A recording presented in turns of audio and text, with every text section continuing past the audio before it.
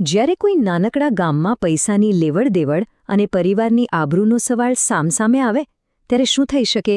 આજે આપણે એક એવી જ મજેદાર વાત સમજવાના છીએ જેમાં બદલો લેવાનો એક પ્લાન કેવી રીતે હાસ્યાસ્પદ રીતે ઊંધો વળે છે. અને બસ આખી વાર્તાની શરૂઆત આ એક જ સવાલથી થાય છે. આ વાત ખાલી પૈસાની નથી રહી, પણ સ્વાભિમાન પર આવી જાય છે.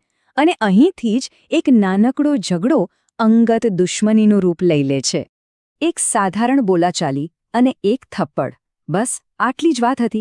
પણ અહીંથી જ ઘટનાઓનો એવો સિલસિલો શરૂ થયો જે ડોમિનોની જેમ એક પછી એક આખા મામલાને વધુને વધુ જટિલ અને રમૂજી બનાવતો ગયો. તો આખી ઘટનાની શરૂઆત ક્યાંથી થઈ? ભર બજારમાંથી. ભૂપો જાહેરમાં બાસ્કુજી પાસે પોતાના પૈસા પાછા માંગે છે. હવે નાના ગામમાં આવી વાત ખાનગીમાં તો રહે નહીં, એટલે જોતજોતામાં આ એક તમાશો બની ગયો. તો ચાલો આ નાટકના મુખ્ય પાત્રોને મળી લઈએ. પહેલા છે બાસ્કુજી, જે દેવાદાર છે અને જાહેરમાં શરમમાં મુકાયા છે. બીજા છે ભૂપો, જે ગુસ્સામાં પોતાના પૈસા પાછા માંગે છે. અને ત્રીજા અને સૌથી મહત્વના ખેંગારજી, જે બાસ્કુજીના ભાઈ છે અને એમના માટે પરિવારની આબરૂ જ સર્વસ્વ છે. અને બસ આ એક ક્ષણ હતી જ્યાં આખી વાત પલટાઈ જાય છે. જાહેરમાં મારેલી થપ્પડ એ ફક્ત એક હુમલો નથી, એ તો આબરૂ પરનો હુમલો છે. એક એવું અપમાન જેનો બદલો લેવો જ પડે. ખેંગારજીના શબ્દો સાંભળો. અહીંથી ઝઘડો હવે બે વ્યક્તિઓ વચ્ચેનો નથી રહેતો, એ હવે પારિવારિક આબરૂનો સવાલ બની ગયો છે. એટલે દાવ પર હવે ઘણું બધું લાગી ગયું છે. તો હવે અપમાનનો જવાબ કઈ રીતે આપવો? જો અહીં બદલો એ કોઈ લાગણી નથી, એ તો એક બિઝનેસ ડીલ બની જાય છે. અને આ છે એ બદલાની શરૂઆતની કિંમત. આ કામ માટે ભાડે રાખેલો ગુંડો ફૂમતાઈ પૂરા 2 લાખ રૂપિયા માંગે છે. મતલબ કે અપમાનનો બદલો સસ્તો તો નથી જ. પણ દરેક સોદાની જેમ અહીં પણ ભાવતાલ તો થયું જ. છેવટે આ સોપારી એટલે કે બદલાનો કોન્ટ્રાક્ટ 1.5 લાખ રૂપિયામાં નક્કી થયો. આ આંકડો જ બતાવે છે કે આ કોઈ ગંભીર ગુનાહિત કાવતરું નથી, પણ એક હાસ્યાસ્પદ સોદો છે. પણ ખેંગારજીને સાદો બદલો નહોતો જોઈતો. એમને તો બધું એકદમ ફિલ્મી સ્ટાઇલમાં જોઈતું હતું.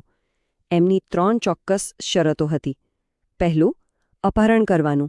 બીજું, એને મારતી વખતે વિડીયો ઉતારવાનો. અને ત્રીજું, એને અહીં લાવીને માફી મંગાવવાની.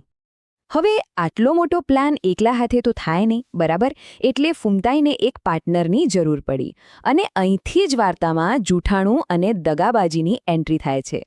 તો મળી લો આ જોડીને. એક છે ફૂમતાઈ, જે મુખ્ય કોન્ટ્રાક્ટર છે, પણ દાનતનો થોડો ખોટો. અને બીજો છે હરીજી, એનાથી પણ વધારે અનુભવી, વધારે ચાલાક અને પોતાના પાર્ટનર પર જરાય ભરોસો ન કરનારો. જુઓ, ફૂમતાઈ તરત જ ગેમ રમી જાય છે. એ હરીજીને કહે છે કે સોદો તો ખાલી 50,000નો જ છે, જ્યારે અસલી રકમ હતી 1.5 લાખ. સીધા 1 લાખ રૂપિયા પોતાના ખિસ્સામાં નાખવાનો પ્લાન હતો. પણ હરીજી કાચી માટીનો નહોતો. એ તો ફૂમતાની રગેરગથી વાકેફ હતો. એણે તરત જ એનું જૂઠાણું પકડી પાડ્યું અને તેમની વચ્ચેનો તણાવ વધી ગયો. તો છેવટે ભારે દબાણ પછી સોદો ફાઇનલ થયો. 50-50% ભાગીદારી. એટલે કે હવે આ પાર્ટનરશિપ ભરોસા પર નહીં, પણ મજબૂરી અને અંદરખાને એકબીજા પરની શંકા પર ટકેલી હતી.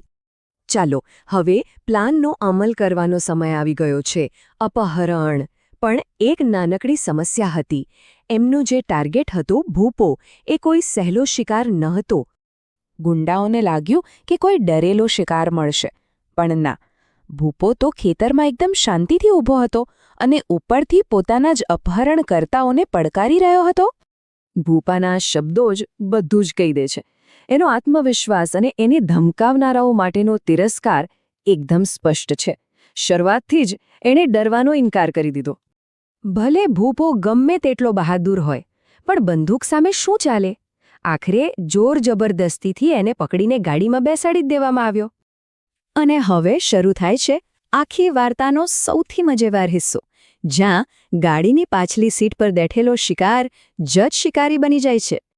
ગાડીમાં બેઠા બેઠા ભૂપો સમજી ગયો કે આ બંને ગુંડાઓ વચ્ચે બધું બરાબર નથી. અને બસ એણે એ જ નબળી નસ પકડી લીધી. એણે માઇન્ડ ગેમ રમવાનું શરૂ કરી દીધું. એની રણનીતિ એકદમ સરળ પણ અસરકારક હતી. એ એક ગુંડાના વખાણ કરતો અને બીજાને ઉતારી પાડતો, જેથી બંને વચ્ચેનો ઝઘડો વધુને વધુ વકરે. અને એની ચાલ બરાબર કામ કરી ગઈ. હવે ગુંડાઓનું ધ્યાન મિશન પરથી હટીને એકબીજા પર આવી ગયું. એ લોકો અંદરોઅંદર જ લડવા માંડ્યા અને એમનો આંતરિક ઝઘડો મિશન કરતાં પણ મોટો બની ગયો. તો હવે સ્થિતિ એવી છે કે ગુંડાઓ અંદરોઅંદર ઝઘડી રહ્યા છે અને જે ટાર્ગેટ છે એ જ આખી રમત રમી રહ્યો છે.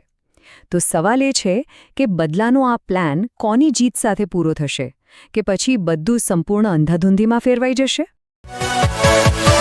Yeah.